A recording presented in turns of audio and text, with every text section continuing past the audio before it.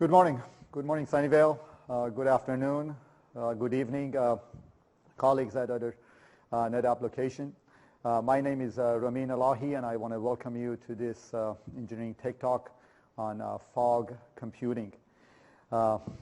Before I start, I want to take a moment to remember and pay tribute to those innocent lives perished 14 years ago, September 11, 2001.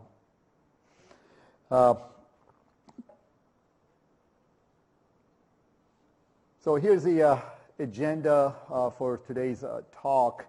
The main objective of this talk is provide this general awareness on fog computing and in its relationship to current cloud computing and storage. And we'll talk about the first wave of cloud computing.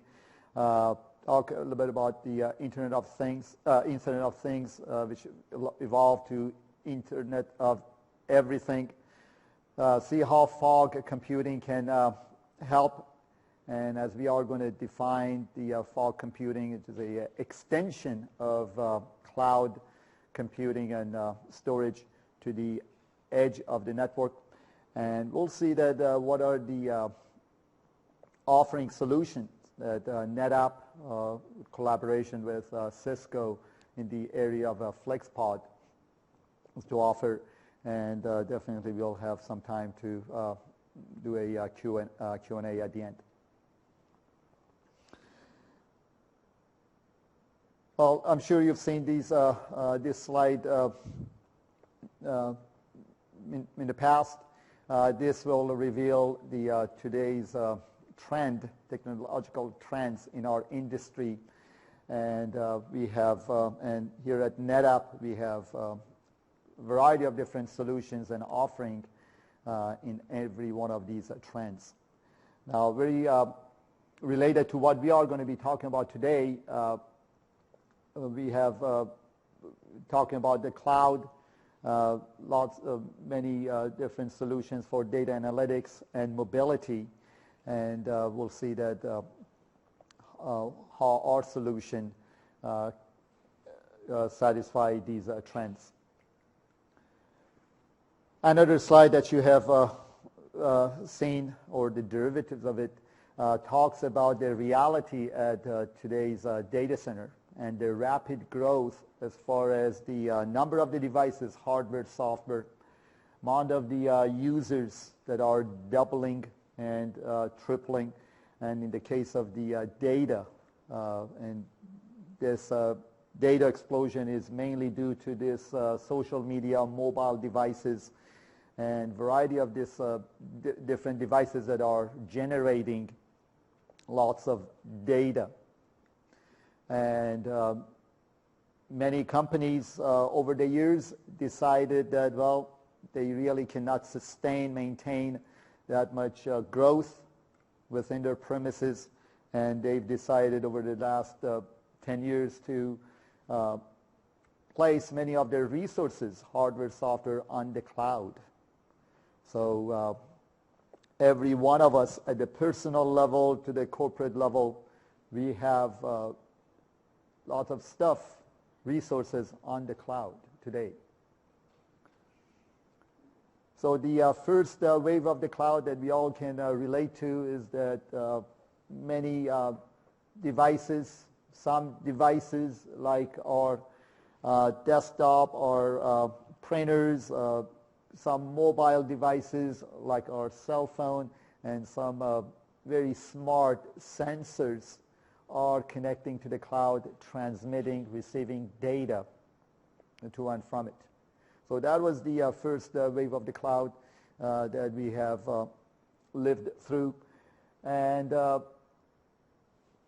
main technical and business drivers to place all using the cloud always been the scalability that you cannot achieve if you have stuff within your premises, and also the return of investment.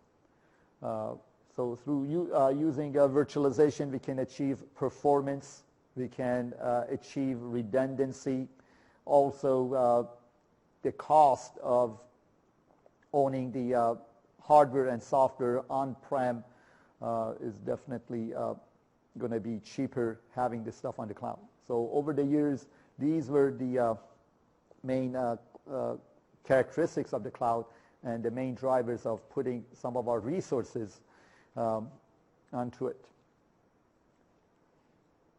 And as a result of it, we have seen many types of cloud. Anything from the private cloud, having everything within the premises of a company, household, all the way to putting the stuff on the public cloud off of our premises. Okay, and over the years, we have something in between, hybrid. Some on the within the premises, some putting on the somebody else hosting our resources, hardware, software, infrastructure, etc. All right. Well, the latest wave of cloud that we are experiencing, we have been experiencing for the last few years, 2.5 years, is that more devices are becoming more devices are becoming intelligent.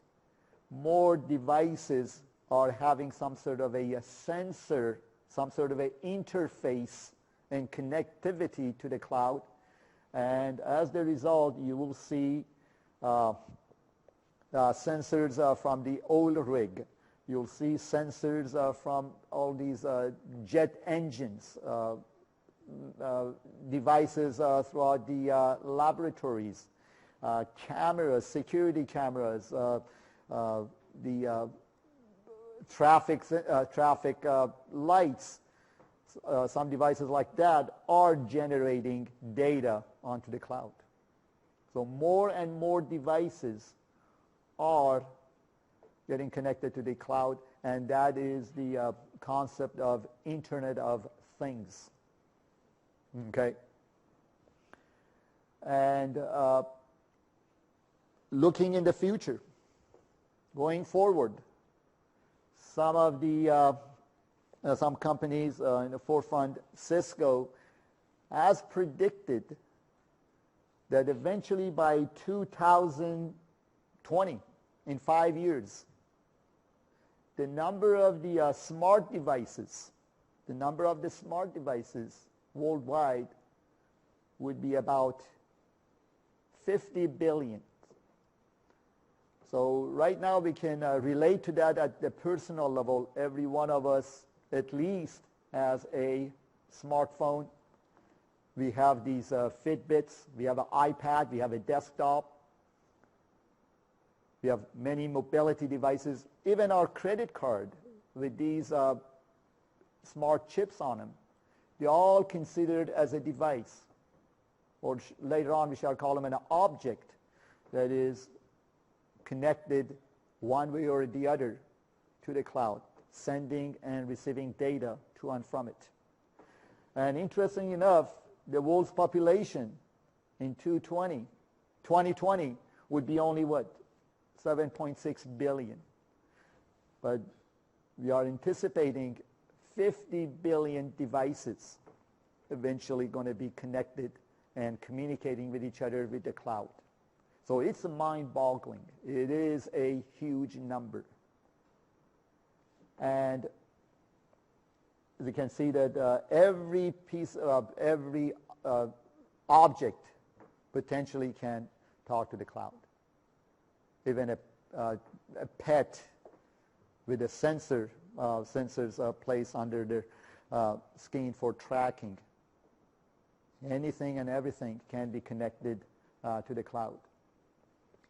And because of this, we call this introduction of the Internet of Everything. Internet of Everything. So it's not only going to be the computing devices, it's going to be practically anything, glasses, smart glasses, phones, sensors from objects like that. And the four main pillars of Internet of Everything are considered to be people. So these are the people. Again, I don't know, probably eventually we all would have some sort of a sensor physically placed in all of us.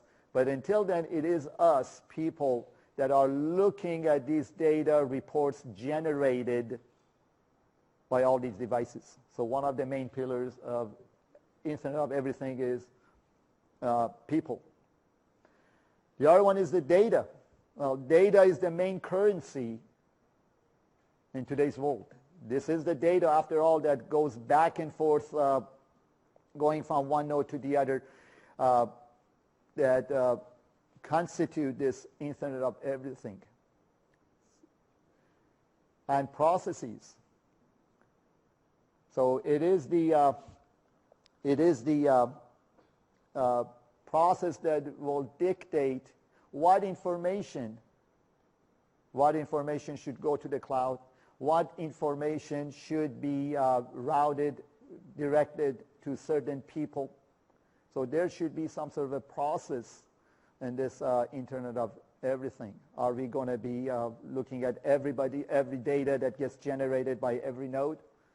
Or we are going to be receiving the related information from the provider? And also things. These are the things, physical things that are making up this Internet of Everything. These are the things that are connected with some sort of a connectivity device interface to the cloud.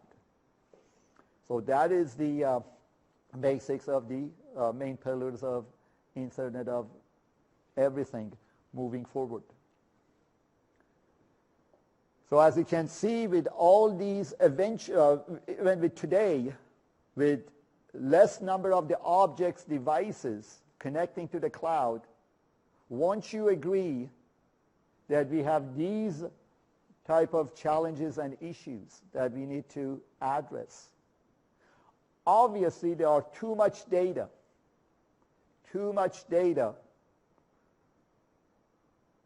that are getting generated by all these endpoints, smart devices that are making their way to the cloud, both at the personal level as well as the corporate level. There are too much data.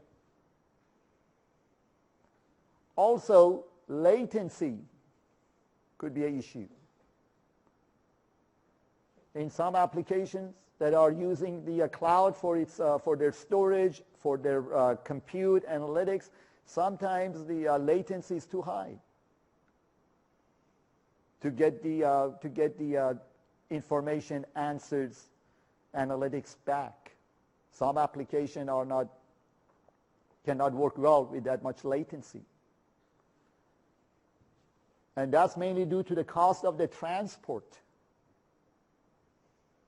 Not every endpoint, not every node can enjoy a 1 gigi or 10 gigi interface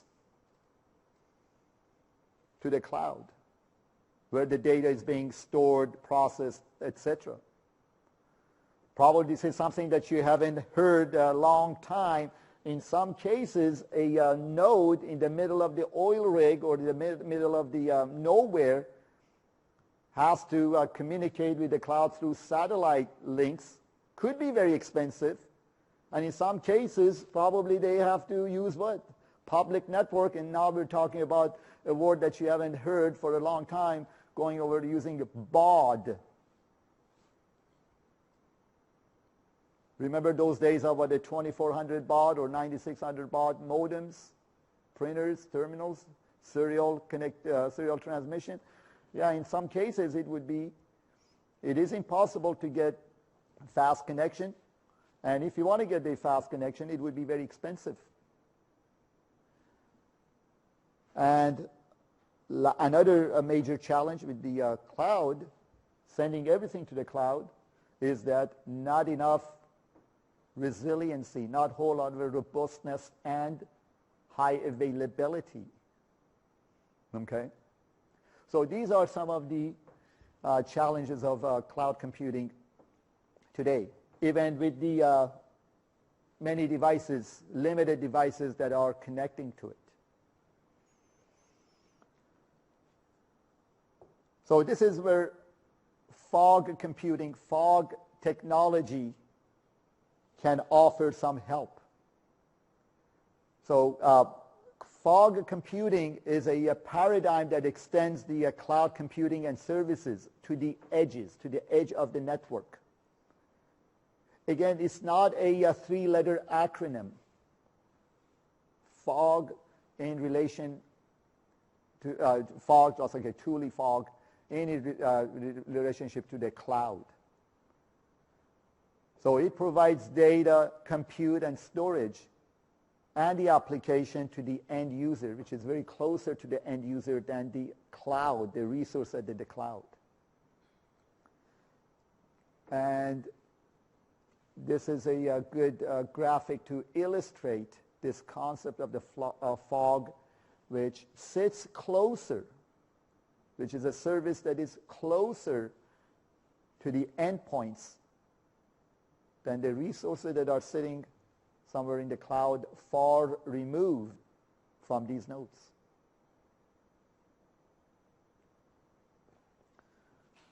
And you never know, in the very near future, you may hear about another technology called the MIST, which is much, much, much closer to the end users, to the endpoints. But that's a different talk session. We're not going to go there today. These are some of the characteristics of fog computing. Some of the main characteristics is that it provides low, since it is closer to the edge of the network, closer to the end users' endpoints, it can provide low latency and also be aware of the locality of a location awareness. Also, it can send the right and relevant information to the cloud instead of bombarding the cloud cloud providers with a lot of unrelated, trivial information. It can sieve and filter and refine the data from the endpoints and send the right information up to the cloud. It can provide a big role as far as a real-time processing for the applications that need that. And later on, we are going to see that there are end users, customers that are in need of real-time processing, real-time computation and storage than what they have, what they can find currently on the cloud. Also, the heterogeneity of the connected objects. Like we said, anything or everything can be connected to the cloud. Devices on a different operating system platform using a different protocols, different interfaces, so on and so forth. So fog can handle that. And also deal with the predominant role of wireless and mobile devices.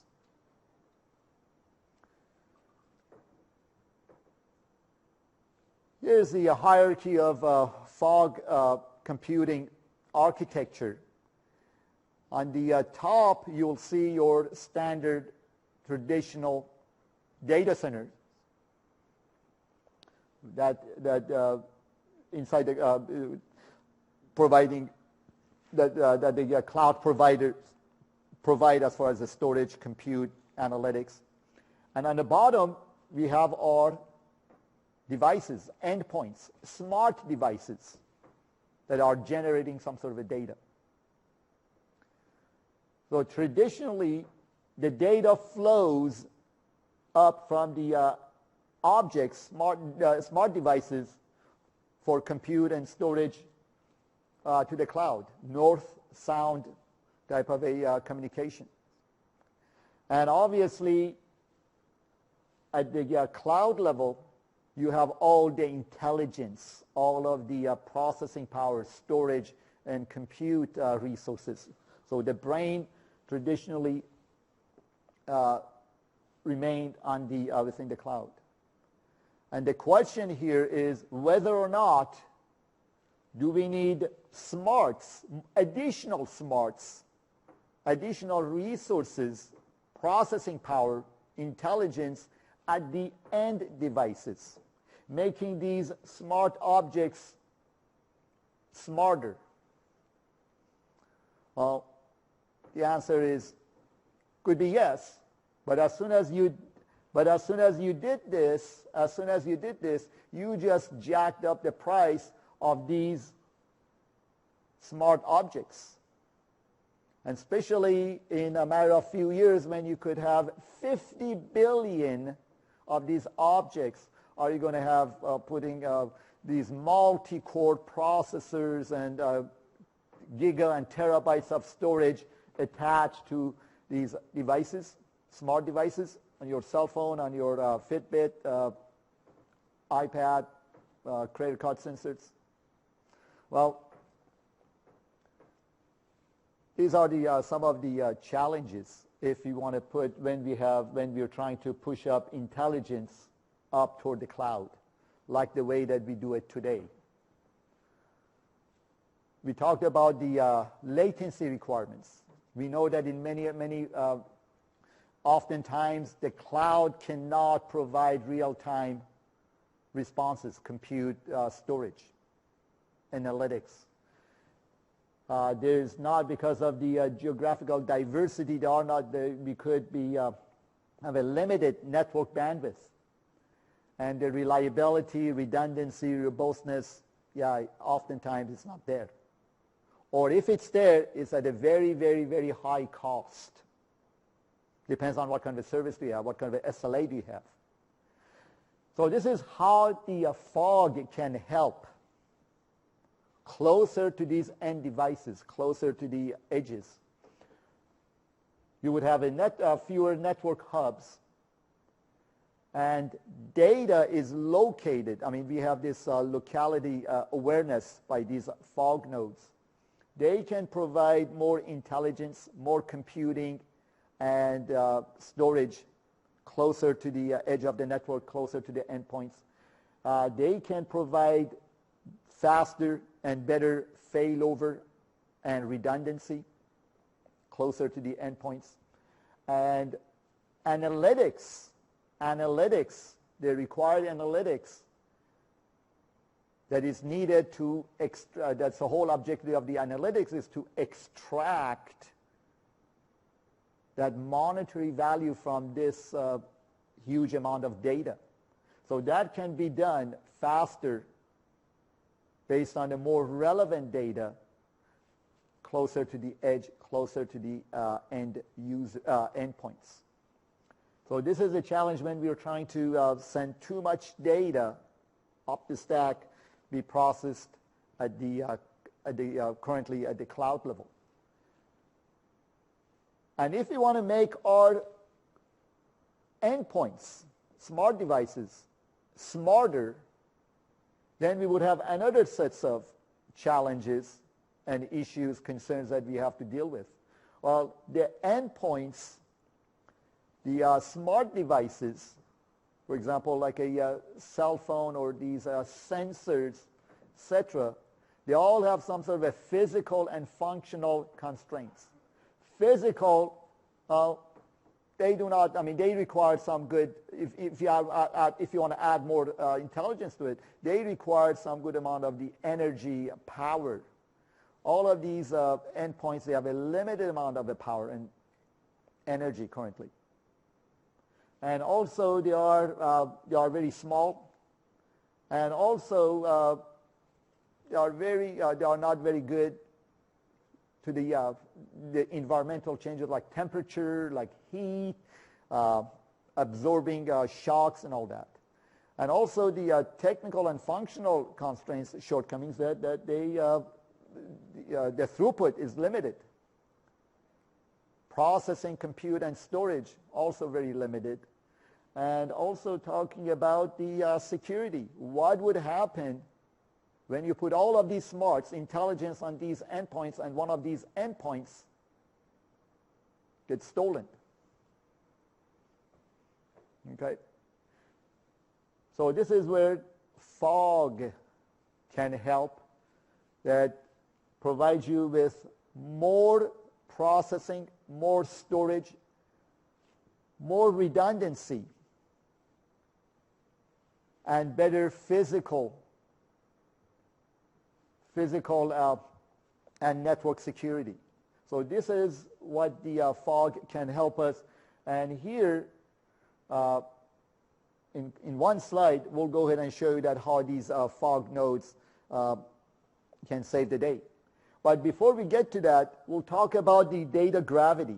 This is another set of mind-boggling data. Not for the future, currently, amount of the data that gets generated. So the Internet of Things, Internet of Things objects today, they produce about 2 exabytes of data every day. Exabyte is 10 to the power, extra is 10 to the power of 18. So we have meg, we have gig, tera, peta, and then we have exabyte, 2 to the power of 18. So today, we have currently about 6 million of these smart meters, sort of grids and sensors, etc., that in U.S. that produces about 1 billion data points or 5 terabytes every day. In the oil rigs, they produce almost a terabyte of data weekly. And here's another one, the jet engine. The aircrafts that we fly on often, each of those jet engine produces about 20 terabyte of flight data per hour.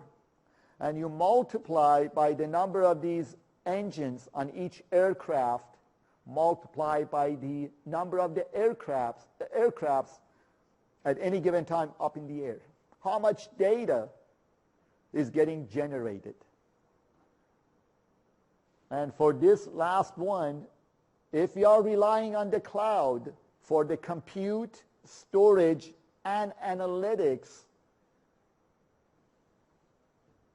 can it be done real time?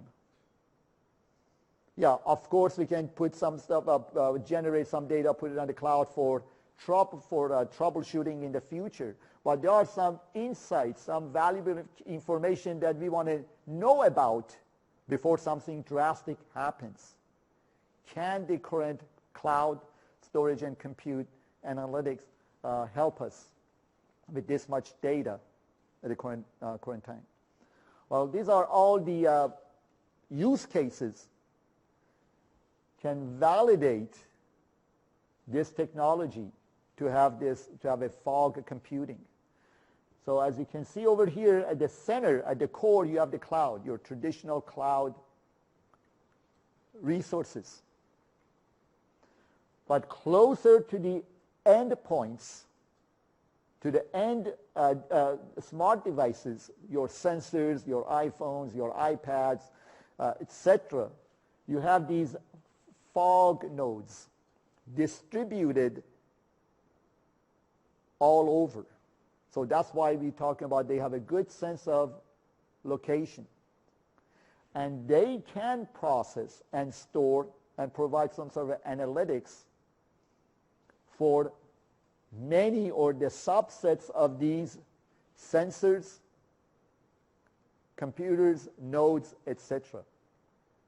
And as what we mentioned earlier, these nodes can go ahead and they implement the local processing, storage, and network and send only the relevant information, needed information, to the cloud. Okay? So that's what we mean by the fog nodes.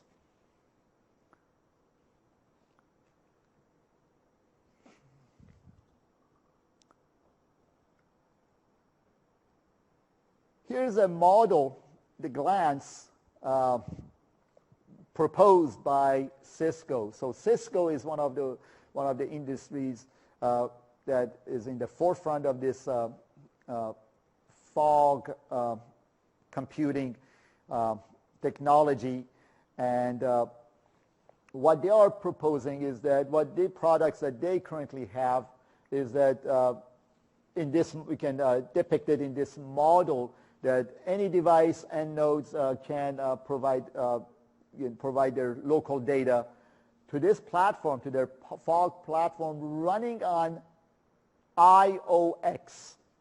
That's the platform that we are going to see the components of it in the next slide. And this, at this level, we are doing the local data processing, storage, analytics, and then from there it will be shoot upward to the data center, to the cloud. With this model, you can act on the data, analyze the data at the network edge with a much less latency, with more bandwidth. Also, based on that, you can only send the relevant information up there. And what they are proposing, that the connectivity of any device, heterogeneous devices, based on any type of operating system, hardware platform, protocol, etc. So this is the model that they are putting forward. And this, in the middle, that IOX has some components similar to what you see over here. So it has a iOS, it has an operating system, it's a distributed application, and some middleware services. And the sensors and the end nodes are on the bottom. And this is what they are proposing. And with that, you can bring your own applications, you can bring your own various interfaces, and that will give you ability to locally process and analyze the data much closer to the edges, and as a result, it would be more real time than sending it upward to the cloud.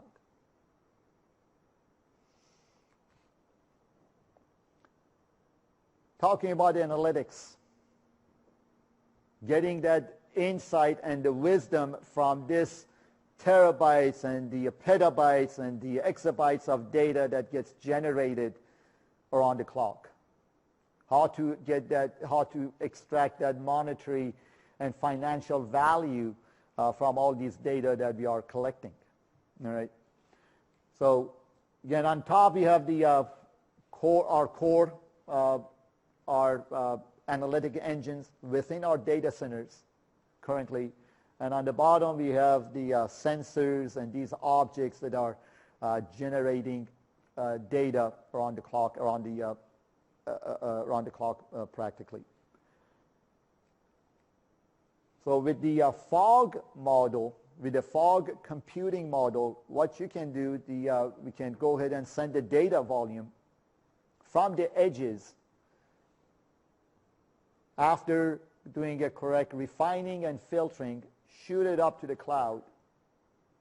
So do some of these analytics, processing, and storage at the middle, at the multi-service edge within the fog. And as the result, your analytic algorithm currently being used only at the top, at the data centers, on your analytical engine, it becomes slimmer, much more simpler, as some of those roles, some of those responsibilities are going to be handled closer to the edge at the fog node level. So this is another advantage of going with the fog computing model. So you don't have to rely only on the analytics engine situated currently in the data centers. It can be passed on, the intelligent analytics engine to the center, closer to the endpoints. One of the main characteristics of big data today is the 3 V's, the volume, velocity, and the variety of data that just keep coming, generated by all these devices on the left. And in this fog model, fog services, those data, the avalanche of data from a variety of different sources at a very high speed can be intercepted at the fog nodes for local processing, storage, analytics, and then send out to the fog data services to do some sort of a, data efficiency, deduplication, compression, what have you. And then from here, send out to the cloud. What is being sent out to the cloud remains are the relevant information, and at that point it would be a machine-to-machine communication. So that would be another how you can utilize the fog nodes, retrieving all this massive amount of information, and then send it up to the cloud. As I mentioned earlier, lots of customers, based on their application, they require some real-time processing where closer to where their data is getting generated. Could be at the oil rig, could be at their own laboratory, could be at their within the city parking lot, so on and so forth. How can we do that? Well, we have this at the core. Traditionally, our traditional application, business applications, they are all situated within the core of our data center. So those are the workloads that you see at the core of our data centers. And in order for computer scalability, we use cloud to scale out for other applications in part of the data center, and also for addressing and accommodating the mobile devices and the remote offices and all of these devices connecting to the internet. We have this edge scale computing. And these are the some slides and proposal based on the unified computing services systems from Cisco, their UCS platform. So the center, you have your traditional data center dealing with all the infrastructure, network, storage, virtualization, applications, etc., analytics. And then you have this, they have this product, UCS Mini, that will do the compute and the storage to the edges. Inside of their main data centers, they have their own high-end 4th generation servers and their management software. And also they have other higher-end platform for their cloud scale computing.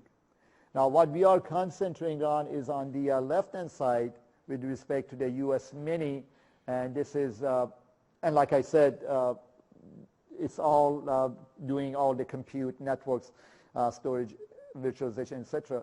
And this is basically where we are collaborating. NetApp collaborates with Cisco.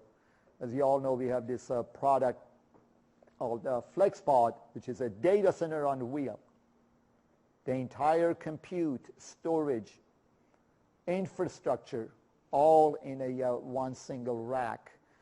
And with what we have is we have a flavor of the FlexPod, which is a FlexPod Express, and these are the components. These are the components that will go to that FlexPod Express, the UCS Mini, and it has all of these attributes.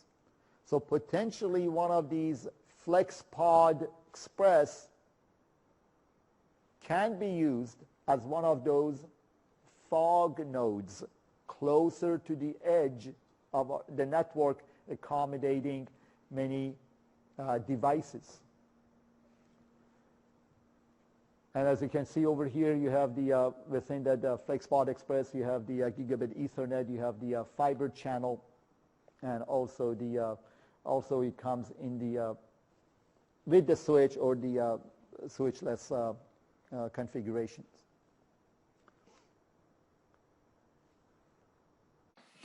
Okay, so what is next for fog computing? In this presentation, we talked about very high-level architecture of fog computing. Some of the next steps has to be about defining application architecture, how does it interoperate, and how the application migration would take place, and also addressing issues such as multi-tenancy and how does it fit into the realm of the Internet of Things. Also, what are some of the business drivers and how we can extract values from deploying it.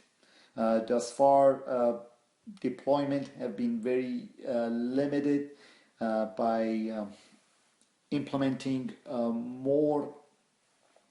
We can better assess and refine our views on various architectures and come up with a better use cases as to